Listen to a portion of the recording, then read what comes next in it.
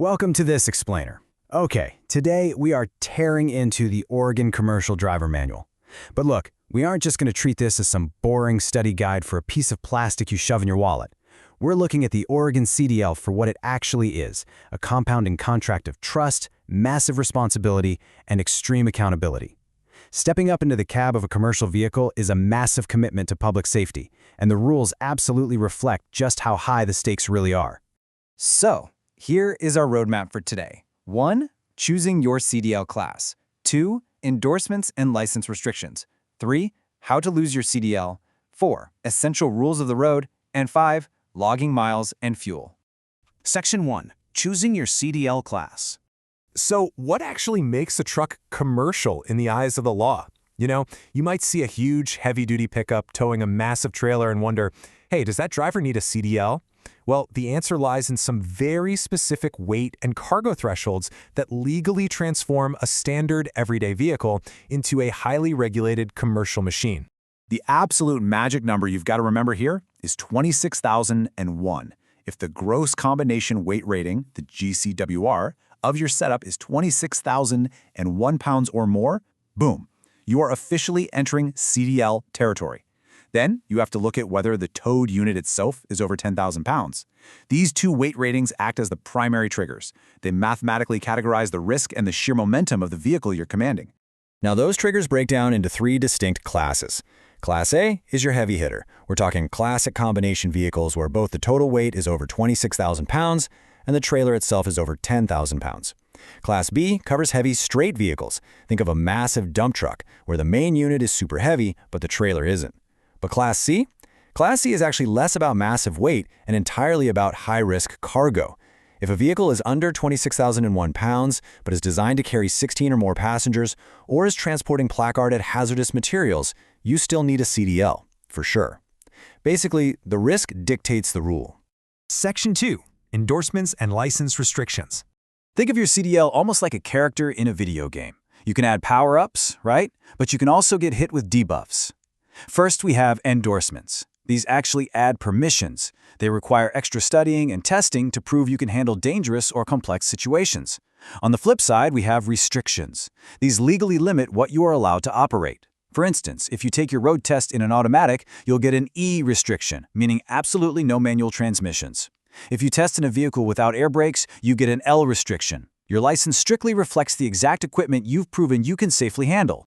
If you want to maximize your value as a driver, you really want these powerful letter codes on your license. These are the federal endorsements. You've got T for pulling double and triple trailers, N for tank vehicles, all the way down to S for school buses. But I really want to highlight the H endorsement for hazardous materials. Because you're hauling highly dangerous substances, this requires way more than just a written test. You literally have to undergo strict Federal Transportation Security Administration background checks, complete with FBI fingerprinting, just to ensure you don't pose a security threat. Section 3. How to lose your CDL. All right, pay close attention to this incredibly strict number, 0.04%. For your standard everyday driver, the legal blood alcohol limit is typically 0.08. But for a commercial driver in their commercial vehicle, it's literally cut in half. If you're caught driving a commercial vehicle with a BAC of 0.04% or higher, you automatically trigger a mandatory 1-year disqualification of your CDL. Refuse to be tested? 1 year. Driving under the influence of a controlled substance? 1 year. There is absolutely no gray area here. And man, that strictness completely extends to administrative orders as well. Let's talk about violating an out-of-service order. If an inspector tells you your truck is unsafe to drive, or maybe you're out of available driving hours and you decide to drive anyway, you violated an out-of-service order. Federally, a first offense means losing your CDL for at least 90 days. Do it a second time within 10 years, and you lose it for a full year. A third time, 3 years. The system rapidly loses patience with repeat offenders who ignore safety directives. Then we get to the absolute deal breakers, the zero-tolerance behaviors that result in a lifetime ban. You do not get another chance if you commit a second alcohol or drug offense. Done. You are banned for life if you use a commercial vehicle to commit a felony involving controlled substances. And crucially, you will lose your commercial driving privileges for life if you use a commercial vehicle to commit a felony involving severe forms of human trafficking. And on that last point, because professional drivers are always in locations like truck stops, rest areas, and motels, you guys are in a very unique position to recognize the signs of modern-day slavery. Organizations like Truckers Against Trafficking provide training so drivers can make that single 911 call that can literally save lives. It's a really powerful reminder that holding a CDL is about protecting the public in more ways than one. Section 4. Essential Rules of the Road. Okay, we have to hammer home this golden rule. You cannot have more than one license. All the states are connected to a massive computerized system now. If you try to hide a bad driving record by going out and getting a license in another state, you will be caught. Breaking this rule can land you in jail and cost you up to a $5,000 fine. And get this, your employer can also be fined $5,000 if they let you drive with multiple licenses. Let's rapid fire through a few other non-negotiable rules. First up, communication. You must notify your employer within 30 days of any traffic conviction. Yes, even if it happened in your personal car. If your license gets suspended, you have exactly 2 business days to tell your boss.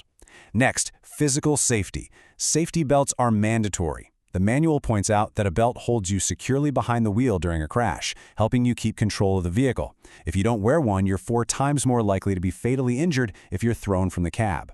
Finally, distractions. Texting is strictly prohibited. Holding a mobile phone to your ear is strictly prohibited, no exceptions. To put a massive exclamation point on that last rule, the Federal Motor Carrier Safety Administration doesn't just ask nicely. If you are caught texting or holding a phone while driving a commercial motor vehicle, you personally can face civil penalties up to $2,750. And your employer, they can be fined up to $11,000. Oh, and if you get caught twice within 3 years, your CDL is disqualified for 60 days. The message is incredibly clear. Keep your hands on the wheel and your eyes on the road. Section 5. Logging miles and fuel. So when you drive a huge rig out of Oregon and cross into, say, Washington or California, you're using their roads, and naturally those states want their fair share of taxes for the wear and tear. This is handled by 2 major agreements, the International Registration Plan, or IRP, which deals with vehicle registration based on distance, and the International Fuel Tax Agreement, or IFTA, which handles motor fuel taxes. To make this equitable system work, you, the driver, have to track exactly how much fuel you bought and how much you drove in every single jurisdiction.